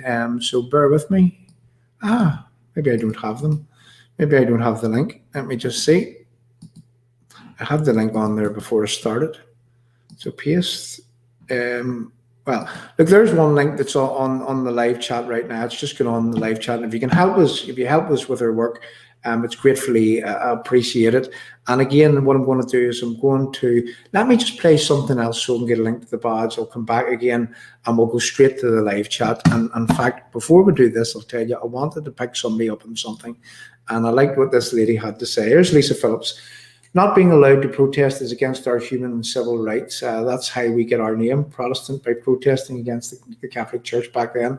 Well, yeah, well, Protestantism was a protest against the teachings and really saying that, you know, that the Bible had, I think some of the words that was being used to justify that protest was that, you know, where I think it said in the Bible that you know, Jesus said, I am the way, the truth, and the life. No man cometh unto the Father but by me, was some of those words. And if you think about that, you see, I mean, what Protestantism is teaching, it's teaching that you have to have a real life experience with Jesus Christ, where in other religions, they're saying that you have to go through the priest or through the Pope or through whoever to make as an intermediary to God. So that's why that Martin Luther, that he nailed his colours to this thesis to the door, basically, and that's what happened, and we ended up with Protestantism. So yeah, so again, back to this again. It's we're not, you know, it's our human rights, isn't it? It is our human rights to protest. It's our human rights to talk about things. It's our human right. It's our human right to have free speech, freedom. Now, free speech in a way that whenever you open your mouth, you don't slander people, or you don't hurt people, or you don't cause offense. I mean, but freedom of expression, your right to criticize bad law, your right to point out corruption where you see it, and your right to hold your politicians to account in a democracy. So Keith, again, look, Keith Allison, we look at that there in a second. No, I don't send them out, and please accept my apologies if you haven't. Maybe they've been lost in the post or something, but don't worry, we'll get you sorted out. So I'll come back to you at the very, very end of the show. There's no problem there. You'll definitely get what it is that you bought. So just bear with me. What we're going to do here is we're going to go through the live chat as we speak. In fact, what I wanted to do is I'm just going to play I'm going to play this victim story for 2 seconds so that I can get a link to the badges. So just bear with me again for 2 moments. There's a victim story there, and I'll be back in a sec. You're a victim, a real life victim. You probably are traumatized and re-traumatized by some of the actions of these people even today, and their lack of remorse, I guess, for what had happened. I mean, David, what exactly are you fighting for? You know, is it truth? Is it justice? Well, I guess I would have, see, as a reaction to what happened to us, me and my family, my mother and my younger brothers, we all moved to London. So we were sort of out of the picture in our formative years. But I returned as a young man, and I looked around and said, you know, who killed my father, you know? And how is my father being remembered, or is he just going to be forgotten completely? You know, a footnote in the history books. And then as I made more and more inquiries into what happened to my father, I said someone should be held to account. And I was thinking along the lines of, yes, someone in a court of law being found guilty. So, you know, that's where I would have been coming from. In more recent years, like it's 37 years this year since it happened. I'm not so much interested in someone serving a prison sentence, to be honest, at this stage. But it's more just to have someone held accountable in some form, whether it's in a criminal or civil court, or there's a public inquiry. I know there's other methods like coroner's court and so forth. It's just to have someone held to account, so it should be remembered in the history books of what actually happened on that day, and there could be no muddying of the waters. I mean, for years, what I call the Provisional Republican movement, which includes Sinn Féin, would have spread the malicious rumours that my father was actually killed in a friendly fire incident, and it was all covered up by the authorities. So that's a constant lie I've had to deal with for years. You know, so that's where I'm at. It's just getting that truth out there. I reckon the sacrifice my father made, so that we don't have a state, we don't get to a point like where you have elected TDs walking around Dáil Éireann actually saying that the Provisional IRA armed struggle was legitimate and nobody actually countering them. I'm here to say, hold on, what about my father and the Young Garda and the others who were killed, the other members of the Irish security forces and civilians? You know, their lives mattered, and you know, you'd be spitting on their graves if you don't stand up and speak on their behalf when these people make their ludicrous claims. The army, in collaboration with the council, put up a lovely memorial plaque for my father, a memorial stone, I should say, and it's lovely, but only a short distance away is a memorial to an IRA hunger striker, Kieran Hertzson. So every time I stand and admire my father's stone, but then only a matter of yards away is a memorial stone to a man from the organisation that murdered my father. So, like, I'm reminded every time I see that. I'm also reminded, like last year, I had the president of Sinn Féin. She said the legitimate armed struggle was justified, and that if she had been a bit older and had lived in Northern Ireland, she would have joined up as a volunteer. And for me to hear a leading Irish politician say that was re-traumatizing for me.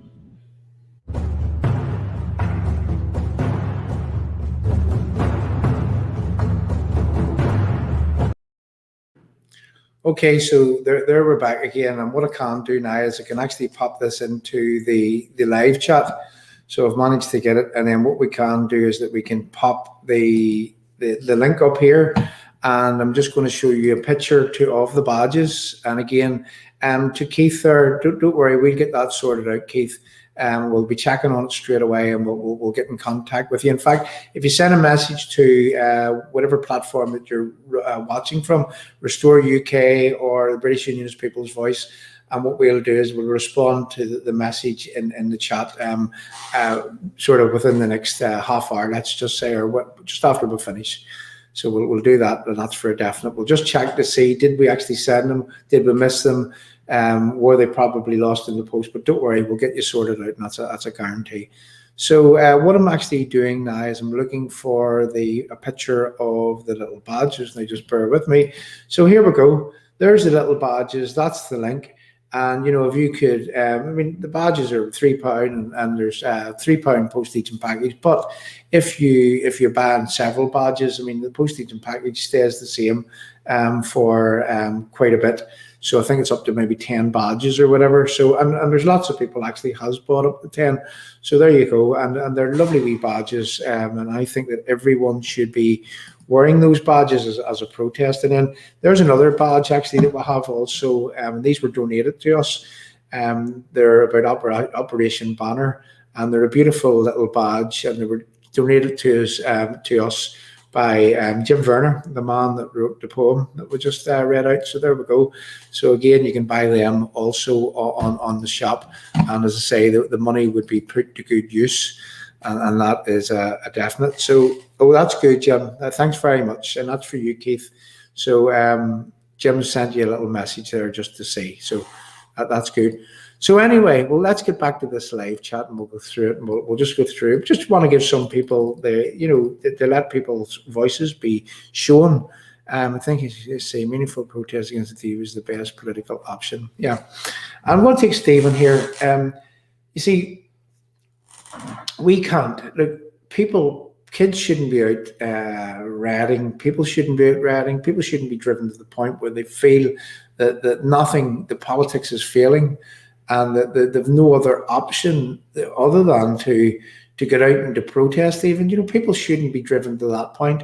The politicians that you elect to serve and protect you should actually be serving and protecting you. And I guess this stream was more about frustration than anything else. This stream was more about sitting and listening to people like Mary Lou McDonald and everybody, Arlene Foster and Robin Swan, and, giving people false hope when they know that there's other things at play and they're not being absolutely honest with people.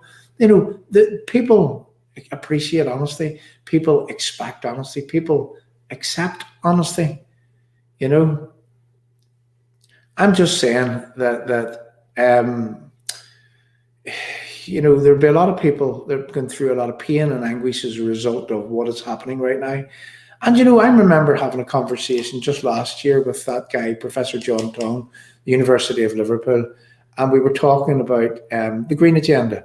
We were talking about how that they're going to pedestrianise city centres, how that it is that they're wanting city centres not to occupy businesses, but to have more of a living space where maybe, this is what they want to have people living in city centres, and how that it is that, as I say, completely pedestrianised. And we were talking about the merits of a lot of this stuff and how that it could be only good for these city centres in terms of that there's no diesel fumes and stuff from buses and cars and so on. It's got to be better for people in terms of the air that they breathe in and everything else. But I just think that there needs to be more talk about this. They need to be telling people the truth. They need to be telling people that they're needing to reduce these carbon emissions by 7% every single year between now and 2030. And they need to tell us what the repercussions of that is. They really do. And then they need to be talking about the Great Reset, and they need to be telling us about that also. They need not to be hiding these things. They need not to be giving people false hopes when really, I think the real words that these people got right from the start, whenever this pandemic came around at the very, very start, was that, what did they say? This is the new normal. Well, they weren't wrong there, because this is actually the new normal. So there we go. Thanks very much. I'm just going to pop a few of these up. So, back to Stephen.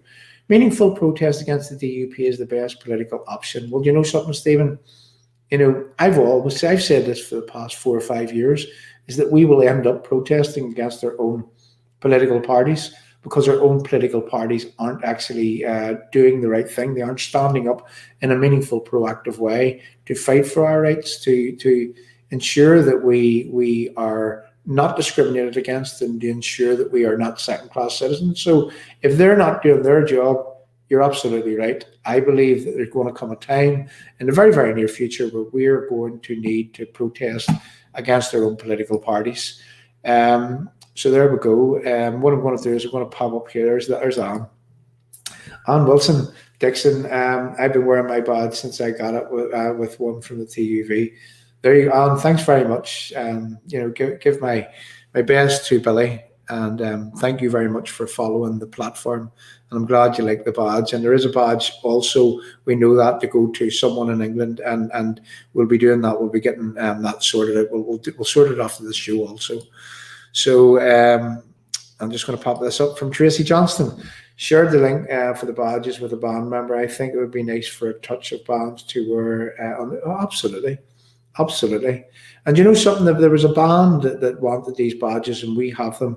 For a full band, we give them at the right price. We really, really will, because it would just be nice to see a an entire band or bands or lodges wearing those little protest badges. They're great little touches, I have to say. That's what they are. They're a protest badge, and I believe that everyone should be wearing them. You know, I really, really do. So I'm just going through the live chat here exactly, but that's like living the past. I'm just going through some of this.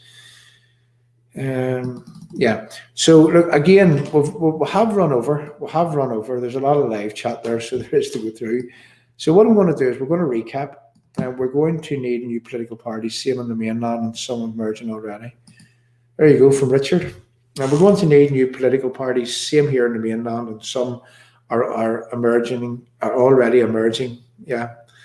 And you know, what will they say? They'll say you'll split the vote. Don't split the vote. Well, look, listen, if we continue to rely on those people, here's how I say it, Richard. I say that when you can't rely on your politicians to fight for your survival in a meaningful, proactive way, how then can you survive? The truth of the matter is that you can't survive. So we really need to insist they either do their job or they move aside and they let others do the job actually for them. We need to be wearing t-shirts and sweatshirts with no. Well, there you go. We'll work on that, Heather. That's a definite, and you'll be able to get them from here also. Why not share the operation badge with some of the veteran pages? Very, very good point there, Eleanor. Thanks very much. That is a very, very good point. And again, when we all work together like this, we can all achieve a lot. So just to recap, so that people doesn't misunderstand what it is that I'm trying to say. So I'm saying, are our politicians trendsetters? Are they fighting for our survival meaningfully and proactively? Are they actually serving and protecting us, the people who put them in power? Well, I'm saying no, that they're not. And then I ask the question, are they facilitating, are they serving this globalization? Are they without, you know, are they ensuring that everything that comes down our, I mean, they can, globalization is bringing in a lot of things, and a lot of things that is detrimental to us as people. And I just expect my politicians, I just expect those who I elect to stand up for my rights. And if I'm going to be discriminated against, if the British Unionist people here are going to be discriminated against, this is what I'm saying. This is all I'm saying. I expect our politicians to make each and every, nothing off the table. I expect them to make a meaningful, proactive protest against the discrimination which has been dished out to British Unionists here in Northern Ireland. And I honestly believe from the bottom of my heart that there is no other meaningful, proactive protest that these people can make other than to suspend all workings from anything that flows from the Belfast Agreement. And I've said it from the start, and I talked about it in this screen, that the Belfast Agreement was, what did it say in Jim's poem? It was built upon spin, swindle, and fudge. It was built upon deceit. It was written in constructive ambiguity. And when it comes to the point where it has to work for everyone, and this is what we were told, it needs to work for everyone, well, it doesn't work for British Unionists. So there we go. So, John, you could private message me about, yes, I could. Catherine, have you, I'm just going to pop this up. Yes, yes, I know Neil. We interviewed Neil. I'm in contact with Neil. In fact, Neil, I think he follows this platform. So if you could, send me a message in the background to Restore or British Unionist People's Voice, and I'll answer any questions that you need to know about Neil, and I'll see can I help. So there you go. Neil, such a sad case. A man had never done anyone any harm, and he was blown up by unrepentant terrorists, by terrorists who continue to add insult to his injury and who continue to traumatize and re-traumatize people like Neil, innocent victims that never done anyone any harm ever in their lives. And yet these people are allowed to get away with it. I'm asking everyone to paint some stones to celebrate. There you go. I'm going to pop that up from. There you go. There's a novel idea. Now, I'm popping it up on the screen. I'm not encouraging anyone to do this here because I don't want anybody saying that I've caused it. But look, listen, there you go. I'm going to read it out anyway. I'm asking everyone to paint some stones to celebrate the NI 100, then leave around Carson's statue. Ah, right. Now I get you. I thought you were advocating painting all the curbs. So you're asking everyone to paint some stones in Northern Ireland and leave them around Carson's statue because we were denied a memorial stone. Very, very good. Good idea, Heather. Yeah. No, I am. I'm now advocating that. That's a good thing to do. So yeah, in fact, I think what we'll do is we'll paint a stone, and we will do that. We'll get the ball rolling there. So that's a good idea, and we'll promote that more and more. And always remind us of that, Heather, because that is a good idea. John, could you private message? Right, okay. Sinner's ashamed of nothing, offended by everything. I'm going to pick this up. Nicola Moody, Sinner's ashamed of nothing, offended by everything, and that is absolutely right. Why not share up on it? Right, okay. We need to be wearing t-shirts. And there, again, Heather, that's another good idea. We need to be wearing t-shirts and sweatshirts with no REC border. Well, if you want to leave that to us, Heather, we could get a lot of that done. And in fact, we were talking to people about some merchandise along those lines. And yeah, and we'll use our right. We're going to use our right to say what it is that we see. We're going to use our right to hold our politicians to account. We're going to use our right to fight for our rights, to fight to ensure that we're not discriminated against, to fight to ensure that we're not made second-class citizens, to absolutely demand of those criminals in the hill, that criminal gang headquarters in the hill. We need to demand from them, people, that border needs to go. And if it's not right to put a border between Northern Ireland and the Republic of Ireland, well then it follows that it's absolutely not right to put a border in the North Channel. And if I listen to the Tell Lie Vision, and I listen to some of these people talking about, oh, well, it's there and it's not going anywhere and you've got to suck it up. Well, I'm saying no. I'm saying never. I'm saying to our politicians that you need to sort this. And you need to sort this before any young people loses their lives, or before any more ratting happens, or before there's any loss of life or property, or if anything goes wrong in Northern Ireland. Well, it's a sad reflection on the fact that you people haven't been doing your jobs. So anyway, don't forget the USB with our songs. There we go. Let me put this back up again. You're absolutely right, Jim. Yeah. So again, we know a man that was talking about doing that there. And yeah, we'll have to get all our songs together. So good idea, Jim. Well, listen, people, thanks very much for coming along. And what we'll do is we'll be back again on Wednesday evening. Look, we'll work out. We'll do it tomorrow. We'll do an advertisement for what it is that we're about to do, and we'll put an advertisement out tomorrow. But we're definitely this week we're going to do something on the Northern Ireland's 100 years old. We're going to do something on the centenary, and we're hoping to make it a special stream. So thank you very much again for coming along. Look, again, I felt the need to talk about the reality, to talk about the elephant in the room, or let's just say the herd of elephants which is in the room, which no one wants to talk about. And if we can't talk about these things, how are we meant to fix them? And we need some open and honest debate from our politicians. We need them on here to tell us what it is that they're doing. I mean, Diane Dodds just a few weeks ago, she's implementing some green stuff. Edwin Poots is implementing some green stuff. Everyone knows that they're seeking to reduce carbon emissions by 2030 by 70% from 2020 to 2030. And then they're looking for net zero by 2050, which means to say that there's going to be no, oil heating cars, diesel cars, petrol cars. You just think of all the things that causes carbon. Cows and sheep. Now, maybe that's what that lady Heather was thinking was a conspiracy theory when I say that they're going to be culling cows and sheep. Heather, I'm not saying this because I haven't researched it. I'm not saying this because it's true, Heather. Go and do some research yourself. And if that's maybe what you thought a conspiracy theory was, well, I don't think that you're keeping your eye on things the way that maybe myself and others are.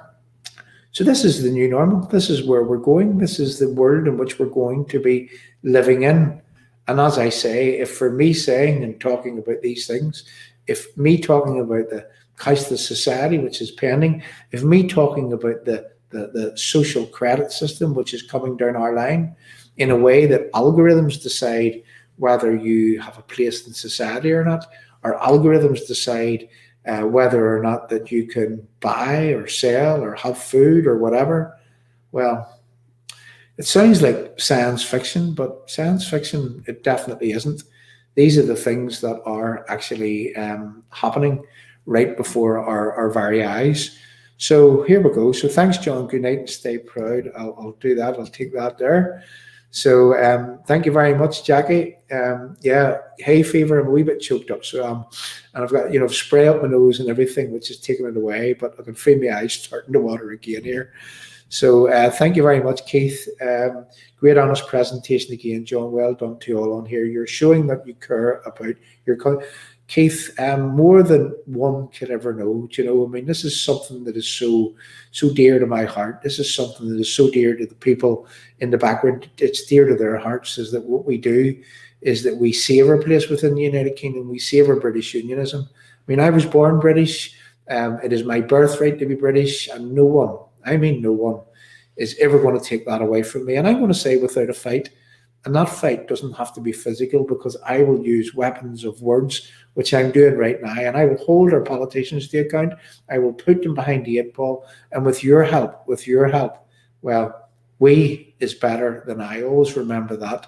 And anything that we say or do on here, it's because that we care. It's not because that we're here to lead people down a wrong pathway. It's because that we care. It's because that we want people to have the privileges that we had when we were growing up. I mean, I'm 52 years of age, and all I would like and all that I want is for people to, let's put it this way, in Judeo-Christian values, there's the cornerstone of Judeo-Christian values. You don't need to be a Christian to accept the cornerstone of these values. And the cornerstone of Judeo-Christian values is a thing called free will. It's the right to choose. Choose you this day whom you will serve. Choose you this day whom or what you will serve. You have the absolute right, whether you want to believe in God or whether you don't want to believe in God, or do whatever you want within those guidelines, those Judeo-Christian values. And Judeo-Christian values is what has built the modern Western world. So here's the thing: the opposite of Judeo-Christian values, the opposite of free will, is totalitarianism. And what we're faced with right now is totalitarianism. We're faced with losing free will. We won't have the right to choose what it is that we serve, or what it is that we want to be, or what it is that we want to hold on to, even our nationality. And we need to fight to maintain that before that it is lost and gone forever, and before that it's taken away at the hands of global communists, hell-bent in dictating and forcing their unacceptable ways upon our society. I just have to choose my words very, very carefully before that I the words have to be chosen because of these algorithms, in case you end up falling victim of them. So again, thanks very much, people. I'm just going to do this. Thanks, John, for your work you're doing. Thank you very much, Eddie. I really, really appreciate it. I know you come along very often. Yeah, there's Richard Tallis, hit the nail right in the head there. Richard, that's what I was aiming at. Ready for it? Is that the social credit system using smartphones? There you go. What we see coming into place right now is looking very like it's going to be like the Chinese social credit system. And that is that you are awarded points according to whether you toe the line, whether you use the right words, whether you believe what it is that you're being told, and you espouse what it is that you're being told, and you think the wrong thoughts, and you'll lose some credit. Just think about it that way. But there you go, Richard. And that's how I'm beginning to see things. I'm beginning to see that we are slowly and surely being moved to a place of global communism where our rights are being incrementally taken away bit by bit. So here we go. And I'm just going to finish. Let no one stop you from speaking your mind. Thanks very much. Thank you very much. And again, that's for Heather. Yeah. So we're going to finish it right. I'm just looking again. And I'll just put this up from Jim. The beneficiaries of the UP banner badges were ABF, UDR, Andy Allen veterans beyond the battlefield and some regiments, and they're also on sale at Cheshire Regiment Museum, raising funds for them. And Jim had a batch of them left over, and he donated them here to this platform to help with our work, which we really, really appreciate. So anyway, people, thanks for coming along. We stayed for 2 hours there, really, to go for that. So there was 2 hours worth of a rant. And what I'm going to do is I'm going to play us out with the Dark 11th Hour, and we'll play us out with some patriotic music. And I look forward to it. We'll be putting up an advertisement tomorrow, and at some point this week we'll be doing something on the centenary, and we'll be celebrating that Northern Ireland is 100 years old, and we'll be celebrating the fact that we won't be allowing Northern Ireland not to have more history. And in a way that we experienced, life as we knew it, we also want future generations to experience life in exactly the same way. That is not under totalitarianism, but having free will, having the right to choose what it is that you want to believe, or what it is that you want to believe in, or what it is that you want to subscribe to. That's what we need. That's what we need for our future generations. And our politicians should be fighting to ensure that free will is maintained.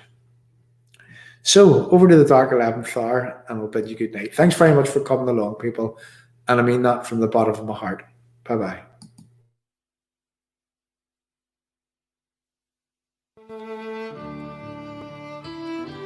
The dark 11th hour draws on and sees us sold to every evil power we fought against of old.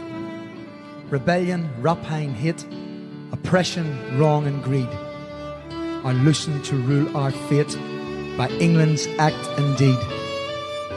The faith in which we stand, the laws we made and guard, our honour, lives and land are given for reward.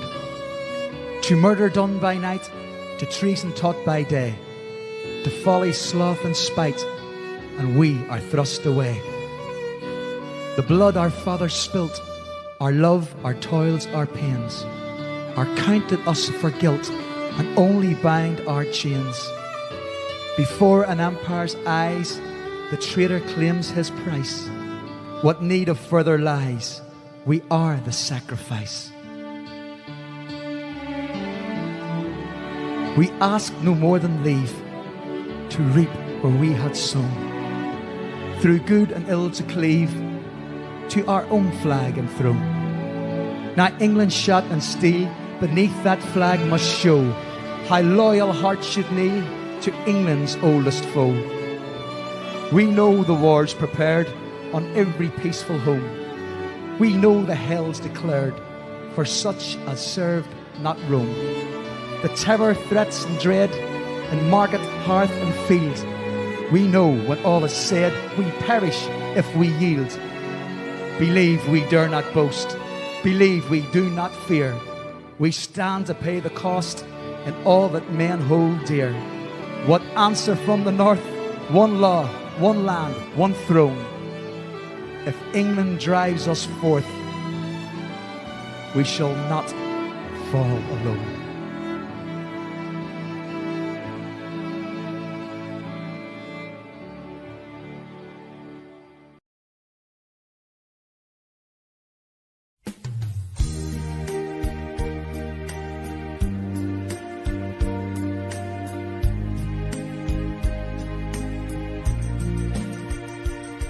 Just across the Irish Sea stirs a heart of loyalty, raising honor and dignity, drives a will to keep us British free. Not alone are we on this journey, we're in a land just across the sea.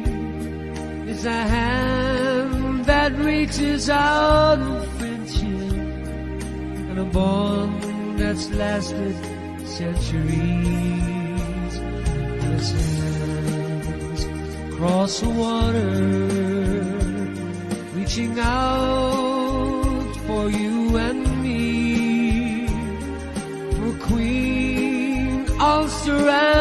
Scotland, helped to keep our loyal people free. Let the cry be no surrender. Let no one doubt our loyalty. Reaching out to the brave red hand of Ulster is the hand across the sea.